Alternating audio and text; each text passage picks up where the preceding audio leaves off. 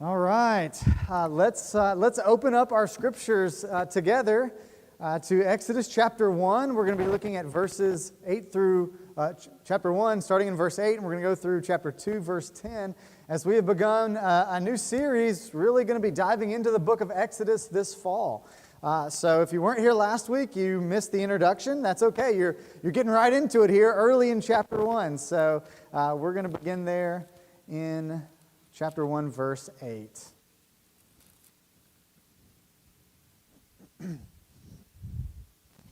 All right, here we go. Then a new king who did not know about Joseph came to power in Egypt.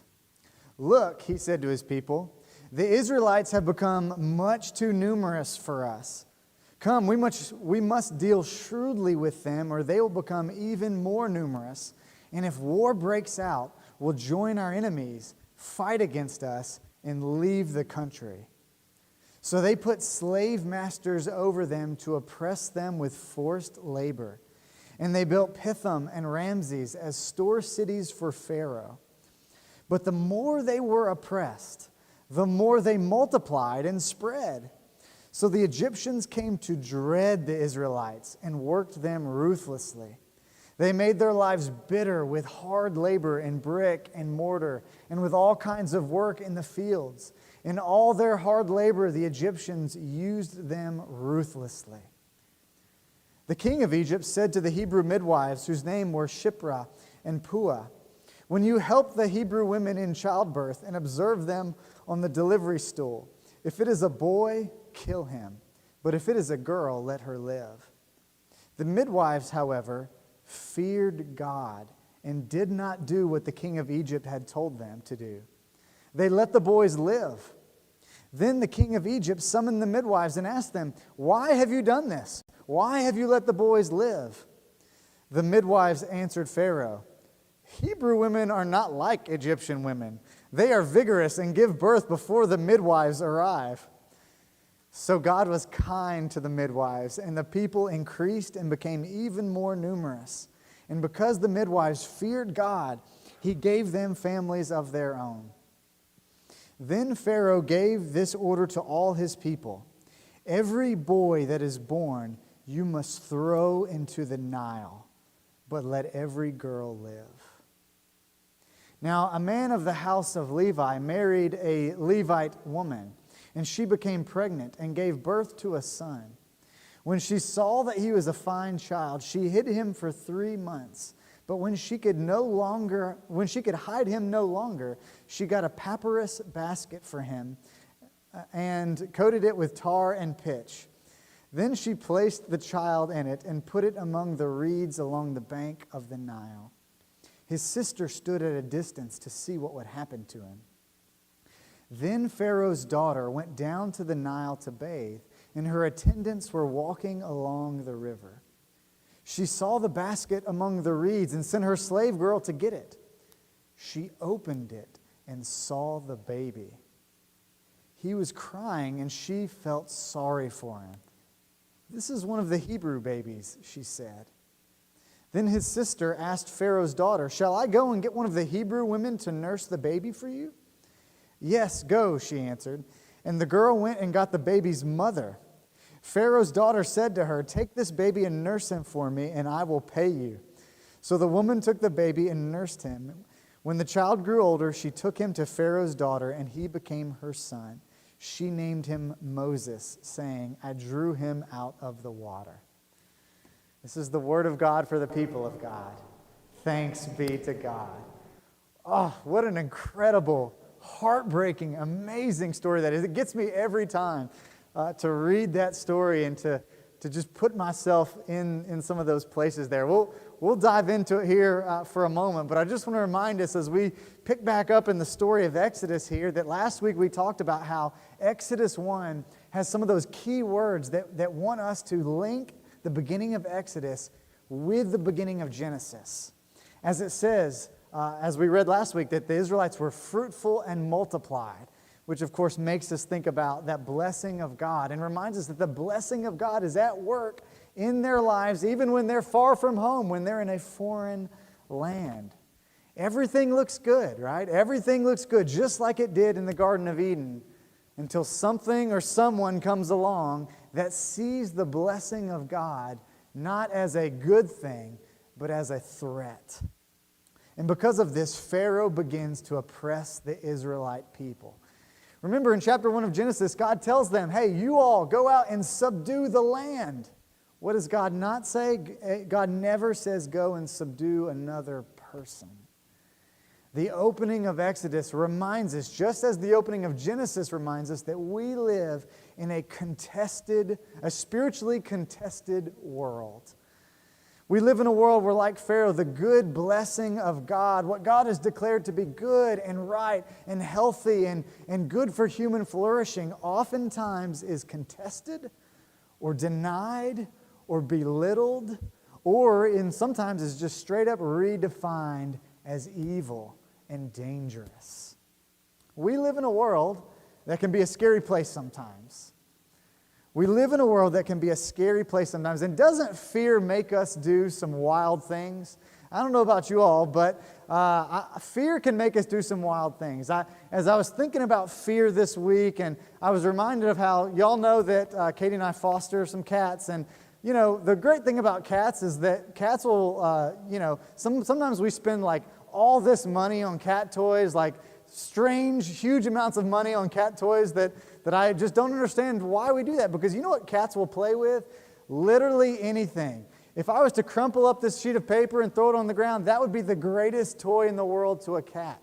So oftentimes what I'll do is when I get home from the grocery store, if I have a paper sack or a plastic bag, I'll just throw it on the ground. Katie doesn't like that because our house probably looks trashy, but you throw that on the ground, cats turn that into an incredible toy. Well, the reason why I say this is because sometimes I'll throw a plastic bag on the ground, and a cat will get in there and then can't find its way out of the plastic bag and then run through the house with this plastic bag wrapped around it as it is just terrified. It's just a simple plastic bag, but fear makes it terrified for them and hilarious for me. But guess what? It's not just cats that fear has a hold of our lives. We too struggle with fear. I remember one time when I was younger getting to know Katie. I think one time she called me or something and she was like, "What are you doing?" I was like, "Oh, I'm playing some video games." You know, I grew up in the era of video games, and I just casually was like, "Yeah, I'm playing a few video games." And she was like, "Oh, do you play a lot of video games?" And me thinking that I didn't want to admit that, yeah, I actually do play a lot of video games, I told her, "No, I never play games. Not at all, not at all." Then, we got married, and come to find out, I had been telling her a fib. Because, yeah, I love video games when we got married and all of those things. But I was afraid, and I wanted to shade the truth from her. I wanted to manipulate how she thought about me so that she might think higher of me than I feared she did.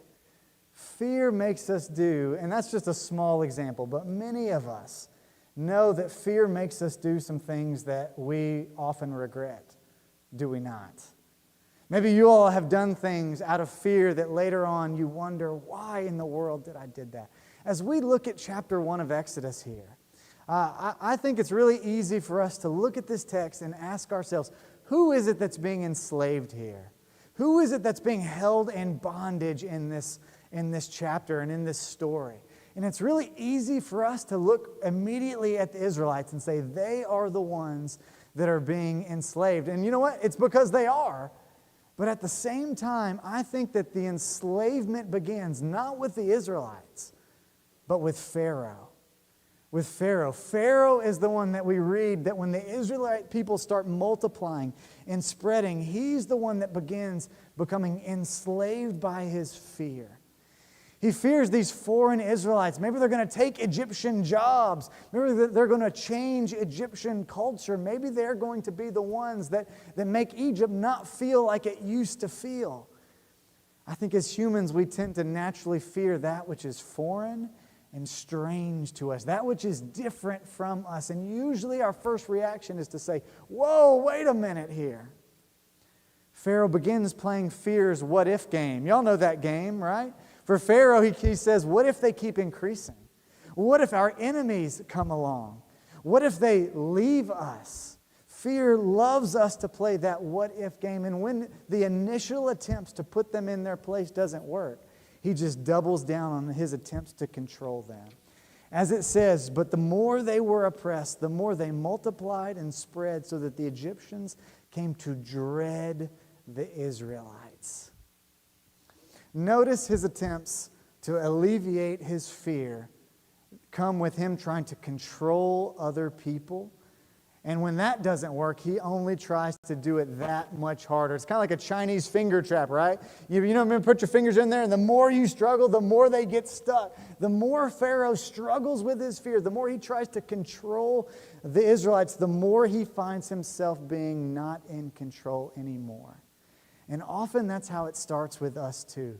Fear begins oppressing Pharaoh. Fear begins oppressing us. And the more we try to reach out and try to gain control over our lives, the more we feel that we have such little control.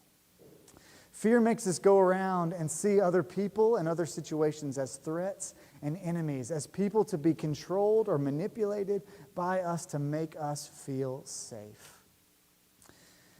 And I think sometimes we make the mistake of seeing our circumstances or others as the problem, as the threat to us, when really the origin of fear isn't out there. It isn't outside of us. It actually begins right within us. And I think our text is trying to teach us that the true origin of fear is within our own hearts. I want us to look at verse 11 for a moment this morning. It says in verse 11, they, the Israelites, built supply cities, Pithom and Ramses for Pharaoh. The initial project that Pharaoh has them build is these two cities that they're built up, and they're called in the text supply cities. And what scholars have looked back and realized is that these supply cities were actually cities these were the places where Pharaoh collected all the supplies and all the goods needed to build the big tombs that the pharaohs of Egypt were buried in.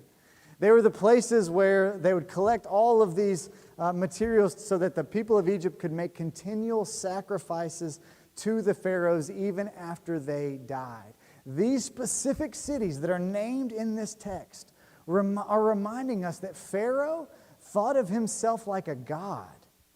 He had a healthy bank account. He had job security, right? He had power over others. He had all the authority you could ask for. And yet, here is someone in that place who is thought of by God, by others, and by himself, and by his national religion. And yet, here is someone who, even in that place of what we all would think of as a place of great security, finds himself still controlled by his fear. He, like us, probably thinks, if I just had a little bit more, right? How many of us have thought, well, if I just made a little bit more money in my life, if I just had a little bit more control over the things that were going on, if I had just a little bit more, then I would be okay, and then I wouldn't be afraid anymore. This tells us, though, I think the text is encouraging us to see that the problem of fear in our life isn't that we don't have enough money, or we don't have enough job security, or we don't have enough power, or whatever. I think what it's telling us is that at the root, fear is really being caught up in self-worship. Self-worship. And what I mean by this is not self-praise or not having a healthy love of self, which the text always tells us is a good thing. Rather, when I think of self-worship, like Pharaoh, we listen to that voice that says, your security is entirely dependent on you. Self-worship I mean that in the sense of having too much pride, too much faith and self-dependence, and self-reliance. And at the heart of our fear in our lives is the message that things in our life will be okay only if I have total control over the people and circumstances that I find myself a part of. In essence, we say to ourselves, unconsciously, sometimes maybe consciously, I will be safe if I can be God. I don't think it's a coincidence that in our society that we live in today, that as belief in God, as the practice of our faith has only decreased in the last few decades, that we find ourselves more and more as a society and a culture of fear. That we find ourselves in a place of really what I think are maybe some of the most fearful times of our lifetimes, of our ages. The less of a factor we make God in our lives, the more it falls to us to try to control our circumstances. You plug that kind of mindset in with the 24/7, being connected 24/7 with all of the news and things that's going on. The 24/7 ability to connect to any and everything that's anxious in our lives. And the more and more we begin to walk around and see other people and other things, not as allies, not as things that are safe, but as threats and enemies. Certainly, the last few years in our country and going through COVID trained us to see other people like that. The more we have been caught up in this day and age, the more we have seen attempts to practice manipulation in our lives and in the media and in our relationships ourselves too. The question is, what is the solution to this? Well, I think the solution that the text wants to offer us is actually there in that same verse. It's that word that the author uses to describe those cities: storehouse cities, container cities. See, it's that same word that in the Hebrew, a very similar word is actually used once again later in the book of Exodus to describe the tent that God asked the Israelites to build, the tabernacle.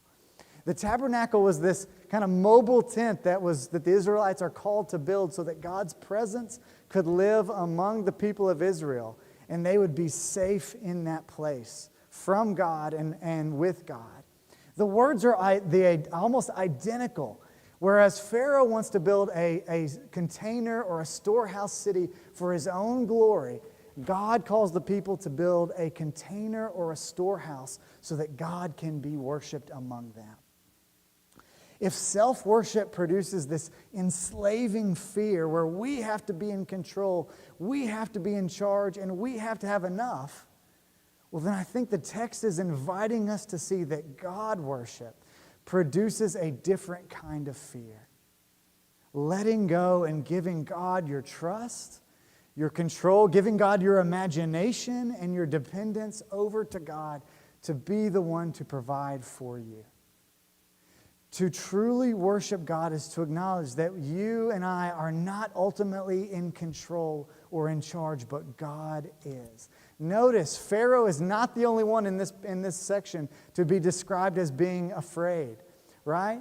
We see there in verse 17 and again later that the midwives said that they did what they did out of fear. Because they feared God is the reason why they felt that they had to stand up to Pharaoh in those moments. We see here these courageous women who said, though it will put us in more danger, though it will actually give us less control over what's going to happen, we're going to trust that God truly is in charge, and we cannot violate what God has declared to be good and right. And the killing of babies in any form or fashion is never right or good. It's evil. It's wrong, whether it happens thousands of years ago in Pharaoh's day or whether it happens right here in our day. And these women had the courage to say, no, we are not going to be a part of it. I think the text is asking us and begging us to see that when we are God-dependent, when we are reliant on God, when our trust is in God, that people don't have to become threats. That we can know that God is with us, and that we can know that we'll be okay whether we have plenty or whether we have little, because ultimately it's about God and not about us. Which, by the way, doesn't mean we won't experience fear. Experiencing fear is part of being human. I know so many of us maybe can beat ourselves up sometimes because we struggle with fear. Being afraid is a part of being human. It's when fear gets to that place where it enslaves us, where we're crippled by it, where we're controlled and ruled by it. That's what God wants to set us free from. Now, God has not called us to build a physical storehouse or container like He called the Israelites back then. No, that's not for us. Mainly because God's presence isn't contained like that. God's presence for us is within us and among us. We have to become rather adept at building a life structure that allows us to put ourselves in position to hear from God and allows us to worship God and share our fears with God. That's what God wants us to build. And so I just want to encourage you, what does that look like for you? What could that look like for you and for me? What would it look like to build your life truly around worshiping God as the one who is in control of all things? Some of you all don't have to say this, but I feel like I have to say it. Coming to worship every week is a great place to start, right? Sometimes that we might feel like that's basic, but it is so important. It's a weekly rhythm that we have to place ourselves in a place where we open up the Scriptures together, where we sing songs directly praising who God is in our lives. And there's something actually in the act of singing that it does something to us. Maybe not if you come one week, but if you come year after year, week after week, month after month, the more you sit in among the church in worship, it begins to do something among you. To hear about the way God has acted in the past and in the present does something for us in our future. It's a simple weekly rhythm that we can all have. But what about your daily rhythms? How do you wake up in the mornings? Do you wake up and immediately plug into the anxiety box? That's another name for the phone sometimes that I like to call it. Do you wake up and spend time with God in prayer or not? I've talked to several people this last week who have they have decided in this season to just turn off their radios and they literally drive to work in silence so they can spend that time with God. I love it. Keep it going. What about emotionally? How can we build a life so that emotionally we can learn to name our fears? That is so important. Fear loses its power over our lives when we stop and can name when we are afraid. Most of the time, we don't do that. Most of the time, what we do instead is we get angry or we lash out or we run from relationship or run from others.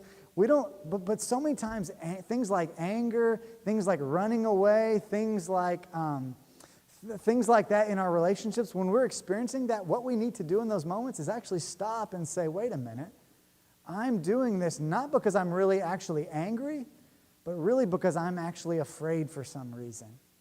I'm afraid that what I say might hurt you. I'm afraid that if I tell you this, that you might not want to be with me or you might want to leave me in some way or that it might color how you see me. So many times it helps when we learn to stop, to name our fears, and to breathe. So friends, I want to encourage you, what are the ways in which you can go on the offensive, when you can design places and times in your life so that you can actually put yourself in a position to worship God and to find yourself fighting against fear? And when can you go on the defensive? When are you most anxious? When are you most tempted to be caught up by triggers or areas of self-reliance where God just goes out the window? Identify those things. And when that happens, bring other people into your life. Bring other people that you can sit down and talk to and name your fears with and to. And together, there is power in that.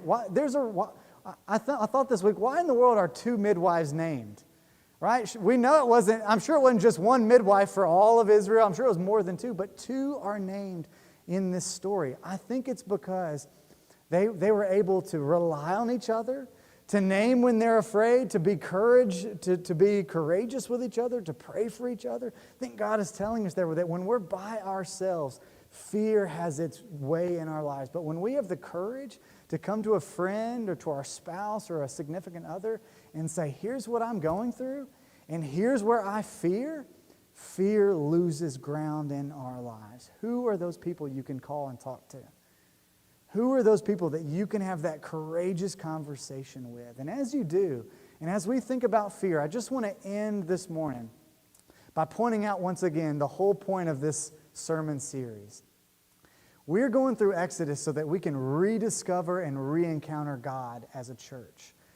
And as we do that, I just want us to point to the verses in chapter 2 here. Because I want to point us to that part of the story, this final, tense, climactic moment in our passage, the deliverance of baby Moses. As we look at this text, I just want to point out a couple things. Verse 2 there. I don't know what your verse 2 said in your translation. I think the one in the Pew Bible says that when Moses' mom, the daughter of Levi, saw her son, that she saw he was a fine child.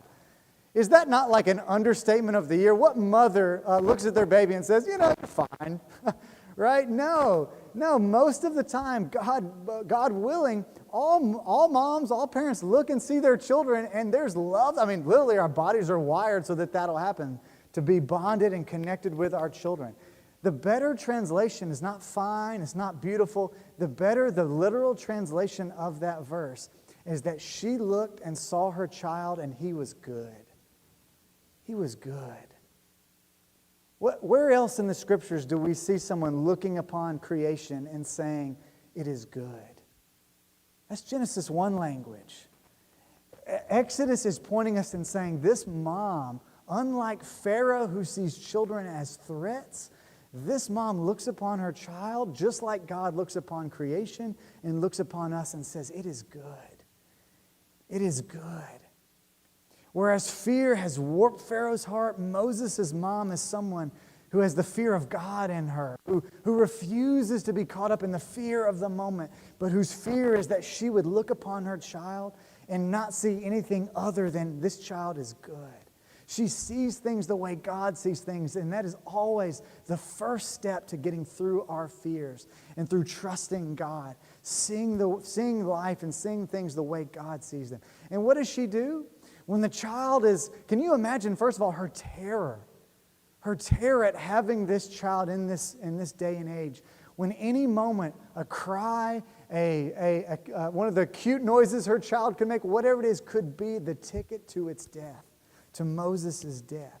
And so she waits as long as she can, 3 months the text tells us. And then it says that she takes a basket.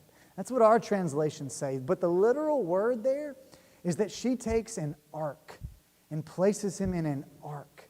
And says that she uses tar and pitch to cover it. And I tell you what, if you'd go back to Genesis 6:14, you'll discover that Moses is commanded to build an ark and cover it with tar and pitch. Once again, we are seeing again that Moses' mom is replaying again the deliverance of all of humanity through Noah and the ark. This is a new ark moment. She places her baby in the ark and she pushes it down the river. Can you imagine her fear and the terror that she had as she watches to see what will happen? She places it among the reeds. Hang on to that. We'll come back to that in coming weeks. And finally, in that last verse 6, that hold your breath moment of the chapter 2 so far, is when the daughter of Pharaoh, the daughter of her enemy, goes down to bathe, and she picks up this basket and she opens up, I'm sure, the cloth that was in it, and she looks in there, and what does she see? Is she going to see a threat like her dad? Or is she going to look down and see something good like the daughter of Levi? Notice that the text tells us that as she looked, she saw the child. She heard his cry. She felt pity for him. These are the exact same verbs that are going to be used for what God does as he looks upon the children of Israel later in this chapter and in chapter 3.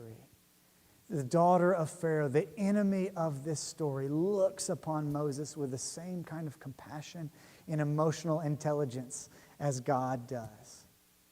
And then we have that remarkable 6-year-old sister. That's what scholars estimate, that Miriam was 6 years old. And she's the one that has the audacity to walk up to the daughter of Pharaoh and says, hey, I got an idea for you. Why don't you let me find someone that can nurse this child for you? I got just the person in mind. By the way, y'all, how about some girl power in this passage, right? It's the midwives, it's the daughter of Pharaoh, it's Moses' mom, it's Moses' sister. Whereas Pharaoh sought to kill all the boys because he saw them as the true threat, what God actually does in this passage is raise up a bunch of women who in their very ordinary, everyday life are the ones that have the courage to advance God's agenda and God's plan so that people might be saved. If Exodus is about rediscovering and re-encountering God, then what this deliverance of Moses passage tells us is that what God has been doing since the beginning of time, whether it was through Noah, now through Moses, now through later on the Israelite people, now through Jesus Christ, is that God is in the business of deliverance. He's in the business of being trustworthy. He's in the business of when things seem hopeless or like there's nothing, no way we can move forward, God will find and make a way.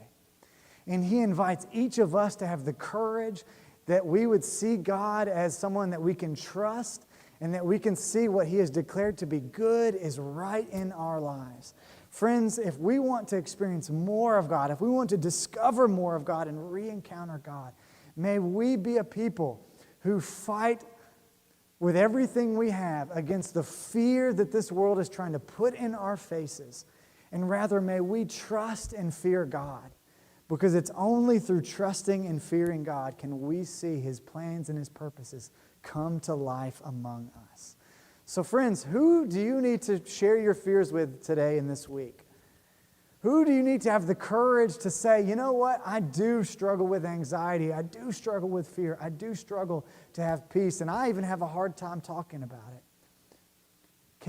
Do you have that person in your life? If not, let's practice among ourselves. We have people here who are more than willing to be safe people for you to be talking to, non-anxious people. And together, may we discover the goodness and the glory of our God.